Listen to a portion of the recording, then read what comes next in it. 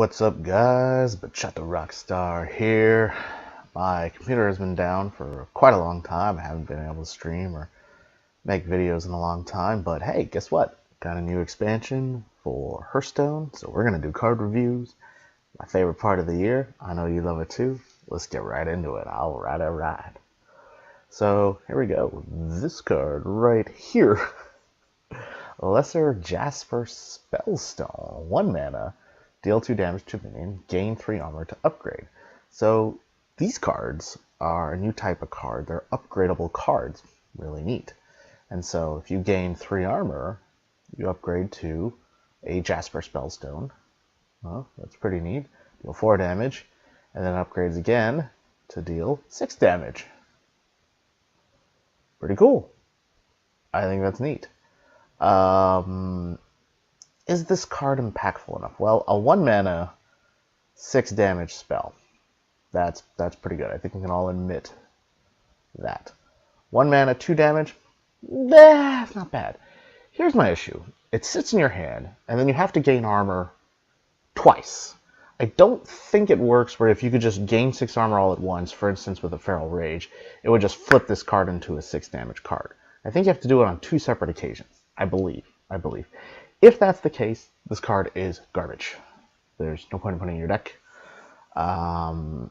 It's not a legendary card, it's a regular card, so you can't put 2 of them in there, so I guess it's not too bad. But honestly, is this going in Jade Druid? No. Is this going in Aggro Druid? No. Is this going in some sort of future build of Druid? Maybe. On the next rotation, I believe the Jades are going away. If that is the case, figured that out correctly, this might be good in a spell-based Malygos Druid deck. Who knows? But I think as of right now, this card is really not going to see play, at least for the length of this next expansion. Maybe in April, when cards rotate out and we have new decks, this card will see play. Right now, I'm going to give it a 4. I think it's just below playable right now. But given the right situation, I think it could be good. Drygulch Jailor. It's a paladin card, 2 mana, 1/1. Death Rattle. Add 3 silver hand recruits to your hand. Good for hand buffs, I guess. Better than Bone Baron. You lose tempo initially to give you cards in your hand to then gain you tempo later on. I guess that's pretty good. Maybe has questing adventure synergy? It's a death rattle, comes back when it's off.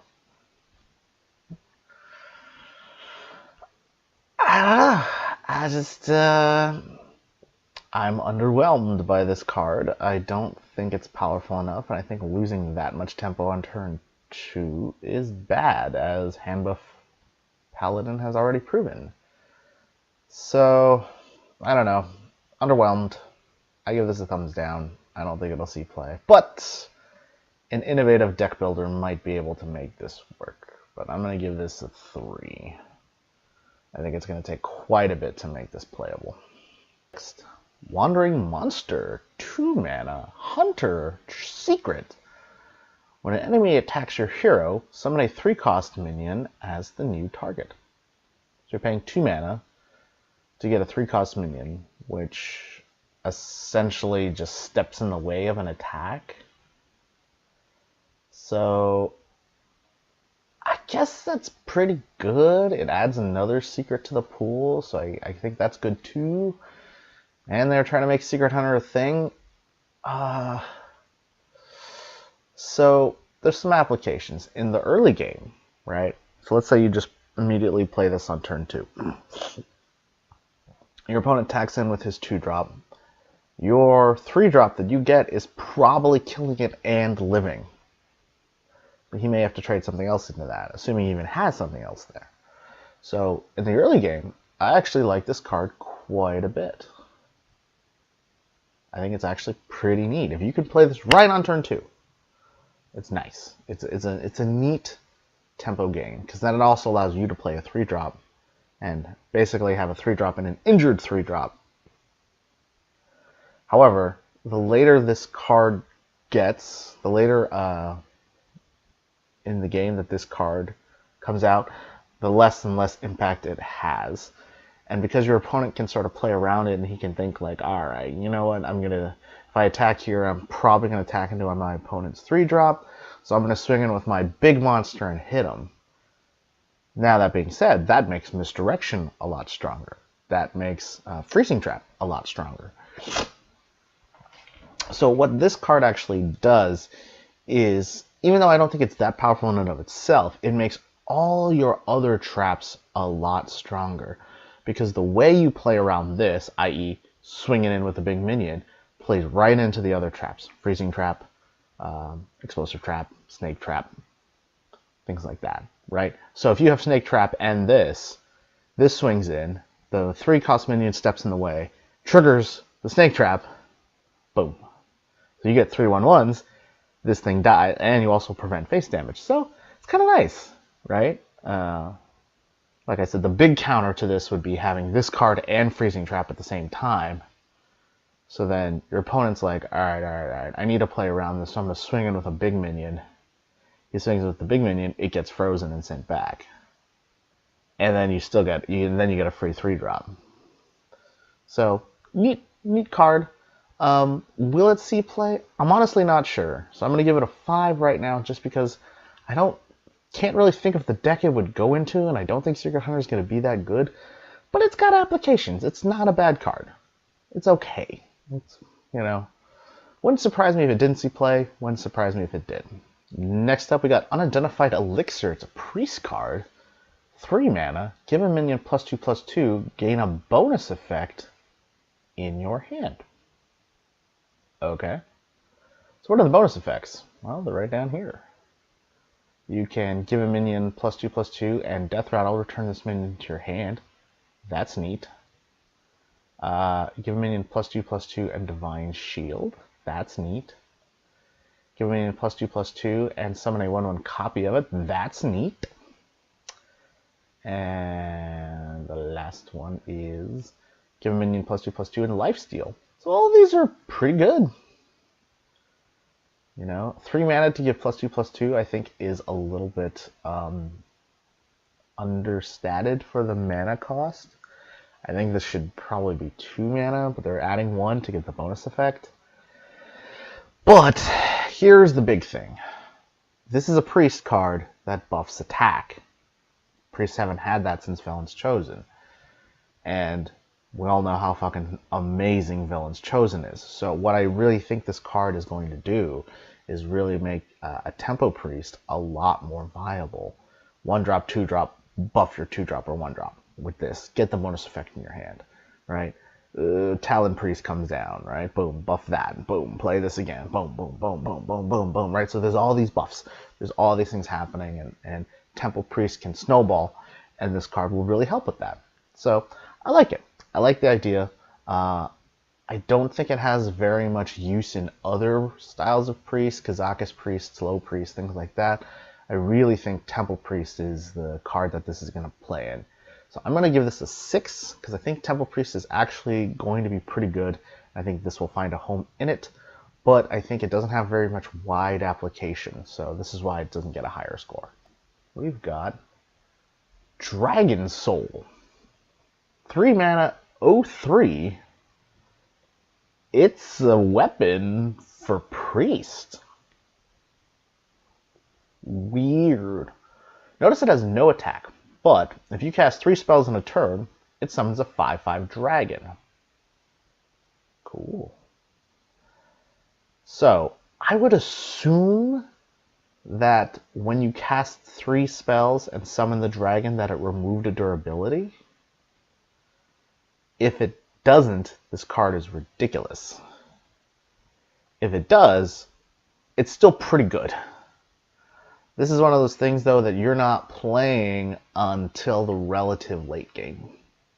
This is something where you're like, Lyra, this card, play a bunch of spells, summon dragons, get all wacky random effects, things like that. It's another card to combo with Lyra to get some extra beef on the board. I like the idea. Now, it is a legendary weapon, so you only get one of them. But it's cool. It's neat. It's free tempo. The problem is, though, is that by playing this, you are going to lose tempo. But how many times on turn 3 do you just have nothing to do? You just play this card. Now, I do think this means that weapon removal is going to make a huge comeback. Not like it was gone, but everybody's going to be playing 2 Gluttonous Oozes now, because this card, if it finds traction, right, then those cards are going to be needed. I think it's neat. I like it. It's only a one-of, so you can kind of slot it in anywhere. It is going to make a more spell-heavy priest deck a little more viable. So maybe Big Priest not so much, but this could easily fit into Razakis Priest. So yeah, I like the card. It's kind of hard to cast 3 spells, but you know, you got Shadow Visions into Shadow Visions into Shadow Visions. You got Shadow Visions into something, into one other spell. Like, it is doable. And like I said, getting free 5/5's pretty sweet. Nice to have. So I'm going to give it a 7. I can see it fitting into decks. I don't know if it's going to be that powerful. Again, it being a one-of, it just makes it so much harder to draw it. So, yeah. But I think it'll fit really well in Razakis. Coming up next, Kobold Illusionist, 4-mana rogue card. 4-mana 3/3 Kobold Illusionist, Death Rattle, summon a 1/1 copy of a minion from your hand.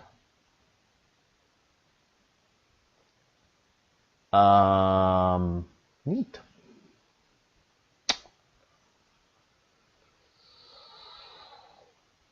I'm a little torn, because this makes me want to play not that many minions and play minions with really cool effects, where a 1/1 coming out would be really nice. It is a Death Rattle, so it does come back with a Zoth. Maybe this is good for Death Rattle Rogue? I would assume you don't get to choose. If you got to choose, that would be sweet. If you don't get to choose, less good, but it's controlled RNG. You kind of know what you're going to get, obviously, because it's in your fucking hand. And your opponent kind of knows what to play around. You know, and your opponent also just needs to sort of have 1 extra damage after they kill this thing. So, I don't know. I think it's understated, honestly. They could have easily made this a 3/4, because 4-mana 4/5 is just as, you know, as fine. Why they statted it as a 3/3? They must have really thought that a 1/1 is really strong. And, you know, it can be. But Barnes is a 4-mana 3/4, and that summons the 1/1 right away. This is a 4-mana 3/3 that summons the 1/1 when it dies. I think this is objectively worse than Barnes, you know, the more that I think about it. I mean, not necessarily. Sometimes you want to be able to have the 1/1 come after this thing dies. But it does mean that your opponent kind of gets to choose and gets to interact with the 1/1 on their terms. Whereas with Barnes, you would get the 1/1 on your terms. Yeah, I think this card is just worse than Barnes. But it has the Barnes effect, sort of. You do have to have minions in your hand. So I don't know. If you're playing a rogue deck that really wants to have multiple Barnes effects, I could see this seeing play. But I think for the most part, it's not quite strong enough on a power level. You know, Barnes doesn't get played in every deck anyway, so I don't know. I'm gonna give it a 4. I think it's just below playable. Coming up next, we got a neutral card, the Guild Recruiter. 5-mana, 2/4, Battlecry, recruit a minion that costs 4 or less. So recruit is the new keyword. It means draw a minion directly from your deck and immediately put it into play. So, worst case scenario, this is a 2/4 that summons a 1/1. For 5 mana, that's garbage.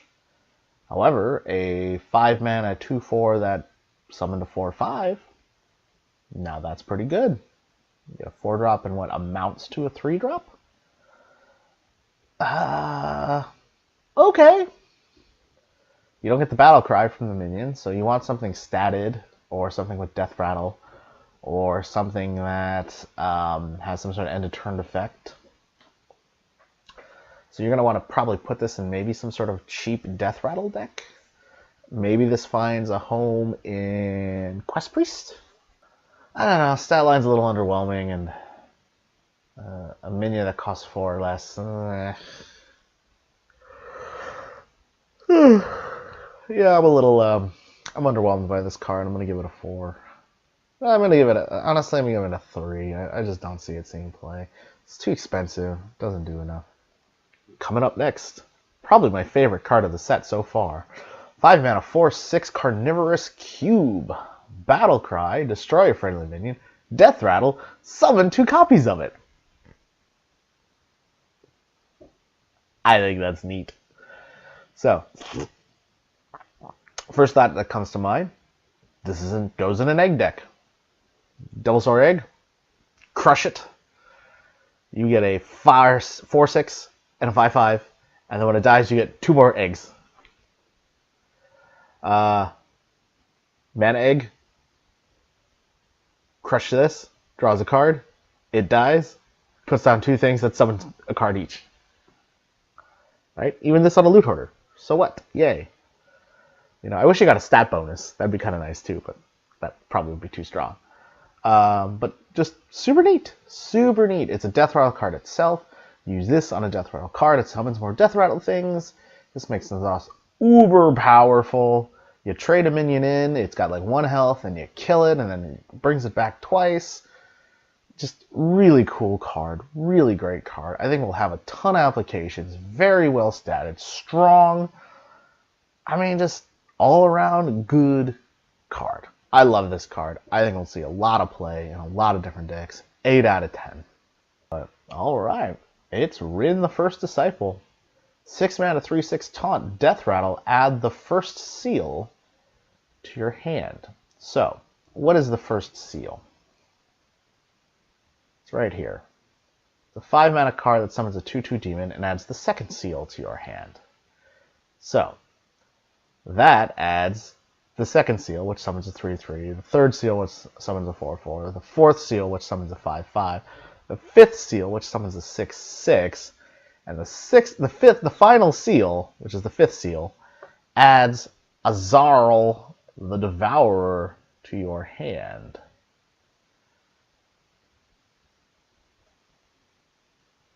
And that's right there. 10 mana, 10/10, destroy your opponent's deck. So you immediately fatigue them. Now, granted, you have to cast 5 5-mana spells, but by the time you get this card out on turn 6, on turn 10, you can just drop both of these. Now, you are getting behind on tempo each time until right around here. But wow, that turn 10 is kind of ridiculous. Notice that they're all demons too, so they're all going to come back with Blood Reaver Gul'dan. So, super slow. Super slow. Pretty darn neat. I'm actually quite excited for this card. Is it going to be good? I don't fucking know. Probably not. My gut feeling is probably not. Just because I feel like it's I think it's a little too slow. And you know, your opponent is going to have drawn quite a bit of their deck by the time you play Azari. And I think you're going to be pretty darn far behind just by playing this, let alone playing the other cards. So, my opinion is you will fall behind too much on tempo by the time you get out all of these seals. That being said, Hearthstone has kind of been playing a longer game. It has been more control-y, aside from Tempo Rogues and Aggro Druids. But for the most part, those are the only aggro decks. Like, mostly it's control and mid-range decks. So, this could work. Just saying. So I'm going to give this a 6.5 out of 10. I think it will see some play. It will definitely be experimented with. I think it will eventually find a home in some sort of Warlock deck. I'm just not sure which one. Coming up next, gather your party. 6 mana warrior spell, recruit a minion. Okay. So it would behoove you to have very expensive minions, so this is actually a mana gain. Reminds me a lot of the Shadow Essence spell. But this one just immediately puts the full statted minion onto the board. So it's a high roll card.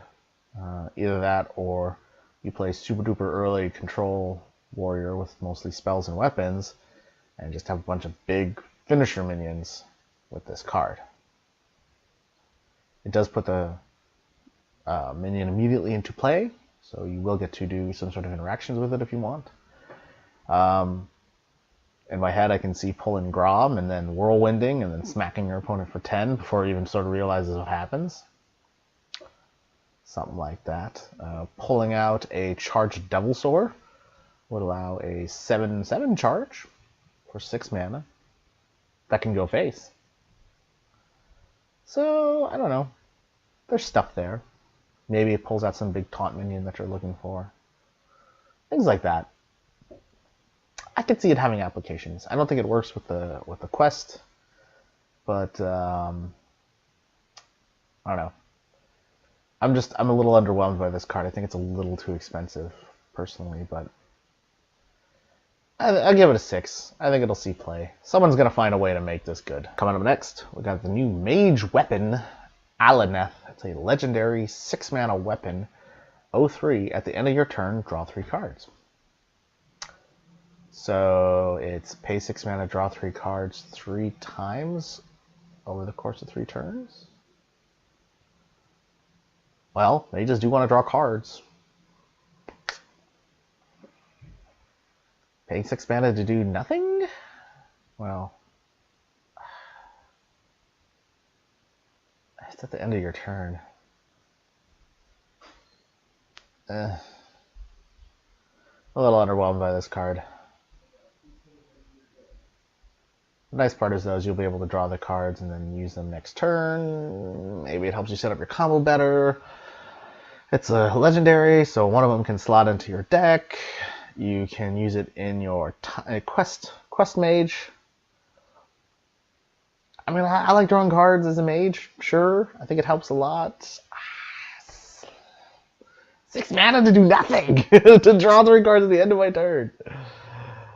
This feels like a super duper late game play where you're just trying to assemble your combo. And this kind of helps you do it. So that's basically it. I feel like this is going to fit into some sort of combo mage deck, and this is going to help you assemble that combo. My god, paying 6 mana to do nothing just irks me. Feels bad to me.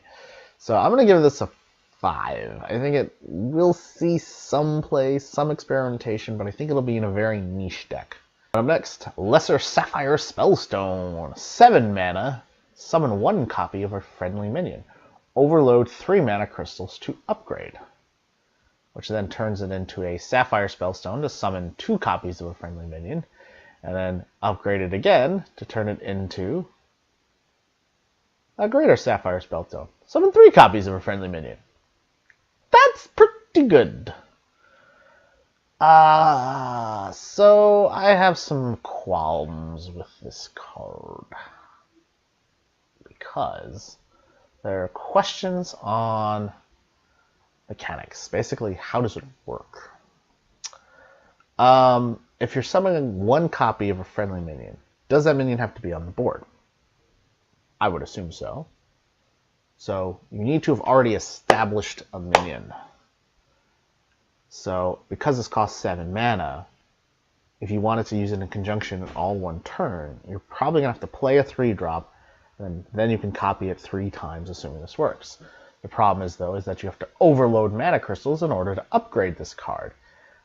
Do you have to overload all those mana crystals on one turn, or is it cumulative? Can you overload 1, 1, and 1, and then have this still work? Does it have to be in your hand? Can this be in your deck? If this can be in your deck, then it's great, because then you can just overload willy-nilly and then draw this card, and all of a sudden you've got 3 copies at your beck and call. So those are kind of my issues. So let's assume best case scenario that it gets buffed in your hand or deck.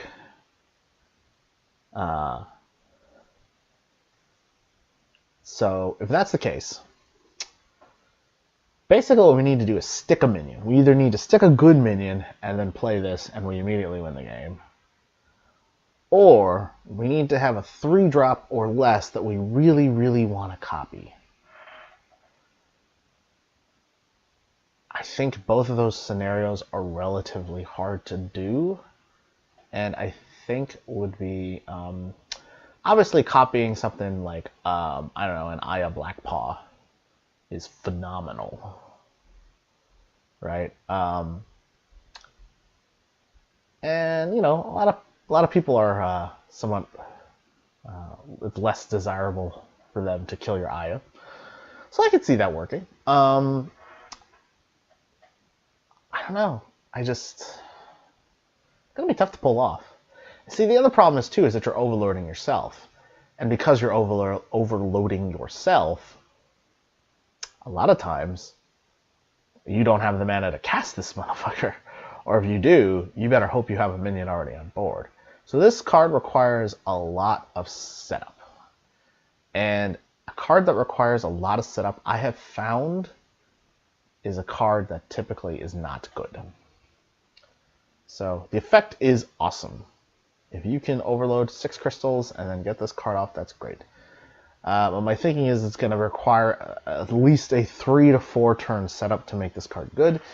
And if you have a card that requires a 3 to 4 turn setup, that card's probably bad. I'm going to rate this card a 4. People will experiment with it, and it will eventually not see play because it is too slow. Crushing Walls. 7 mana, destroy your opponent's left and right most minions. So, why do I think this card is neat? Well, it's a hunter card, so they're trying to make Control Hunter work. That's not why I think it's neat, though. I think it's neat because typically with the way you position your minions is to put your strongest minions on the outside and put your weakest minions on the inside. Typically. The reason for that is because you want your minions to collapse in on each other. Right? So buffs.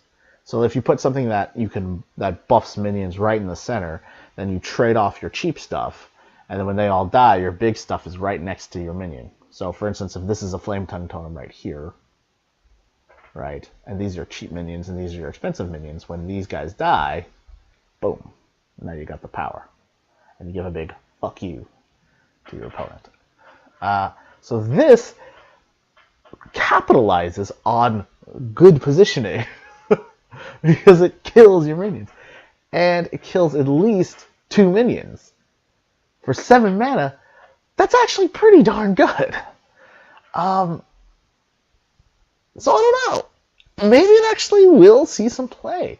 I can actually see this being the thing that's sort of like your opponent plays a couple of taunts, plays a couple of healing minions or whatever, and you're looking for that final push. Crushing Walls come down, your minions go face, you win the game.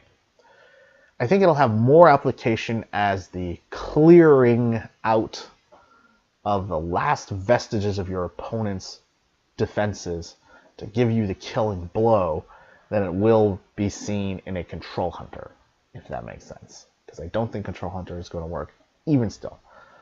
We haven't seen all the cards yet. I still think it's a pipe dream, but who knows. But Crushing Walls, neat card, cool card. I think we'll see play. I'm going to give it a 6. And last but not least, we got the super sexy legendary Marin the Fox. 8 mana, 6/6 battle cry. Summon a 0/8 treasure chest for your opponent. Break it for awesome loot. So, it looks like this. 3 mana, 0/8 death rattle. Give your opponent a fantastic treasure. So what are the fantastic treasures? Well, we've got Toland's Goblet. Draw a card. Fill your hand with copies of it. So that's pretty darn good. We've got Wondrous Wand. Draw 3 cards, reduce their cost to 0. That's pretty darn good. We've got Zarog's Crown. Discover a legendary minion and summon 2 copies of it. So you get to discover the minion and then get 2 copies of it, which is awesome. 2 Malagoses and then boom, spell damage. Oh, smacky smacky. So that's pretty nice. And then last but not least is a 3 mana 6/6 taunt. Battle cry, replace your hand with legendary minions. So the Golden Kobold is a slightly worse version of the Golden Monkey because it only affects your hand. So the rest of your deck is still viable. Well, I don't know, pretty cool. Golden Kobold. The animation on that is pretty cool. And this guy's pretty cool. So, is this a good card? No. Here's why. Way too slow. 8 mana to drop a 6/6 and then summon an 08 for your opponent? Ugh. That's terrible. Bad. Now, obviously, if your opponent is playing in a Zoth deck, he would resummon the 08 treasure chest, so I guess that's pretty good. Now, obviously, the effects that you get from this card are really great. But here's the problem. You have to sink 8 damage that should be going face into this thing to get this card. And this card costs 3 mana, and it does something fucking fantastic, but you have to play this dude. Then another turn has to happen. Then you have to kill the fucking treasure chest. Then you have to get your card and then play the card from the treasure chest. So this is all time that could be spent attacking your opponent, making trades on your opponent. If you ever have enough time to just casually sink 8 damage into this thing, you're probably going to win the game anyway. Or at least you're far enough ahead to where your win percentage is pretty darn high. I think this is a win more card. I think this is a slow card. I'm going to give it a 4. I don't think it'll see play. It will see experimentation and eventually no play. So guys, that's it. That's all the cards we have so far. Kobolds and Catacombs. I'd say, first impression, interesting. These cards are interesting. I like the ideas that are sort of coming to me when I see these cards. The thematic, I don't like the theme. I thought Knights of the Frozen Throne thematically was fucking fantastic. Now, granted, I didn't get to play much just because busted computer and, frankly, a little bit of lack of interest. But these cards are cool. They're fun. They're really fun. The darkness of the Knights of the Frozen Throne has been replaced with kobolds and light and gold and treasure and stuff. So, yeah, all right, I'm in. Whatever. It'll get me back into the game. I'll play more. But yeah, so that's it. Check out the expansion. Going to be coming out in December. My guess is probably the 6th or 7th, first week. First week of December. They got to get it out for Christmas. So yeah, keep learning. Keep rocking. And the Rockstar will see you later.